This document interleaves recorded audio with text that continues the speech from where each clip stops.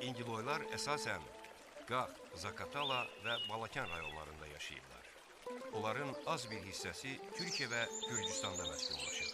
Ümumiyyətlə, bu bölgə etnik dini rəngarəngliyi ilə seçilən bir ərazidir.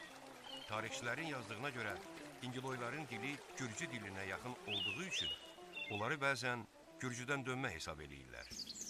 Ancaq Qafqazda yaşayan İngiloyların məskunlaşdığı kənd adlarının heç birinin Gürcü dili ilə əlaqəsi yoxdur. Qax, Zaqatala bölgəsində onların yaşadıkları Qasımallı, Zəyəm, Korağan, Əlibəyli, Kötüklü, Əliyabad, Mosul, İtitala kəndlərinin adı Azərbaycan dilidir. İngiloyların çoxu müsəlman, az bir qismi xristiyandır. Azərbaycanda yaşayan İngiloyların sayı 15 min nəfərdir. Onların tən yarısı Qax rayonunda məskunlaşır.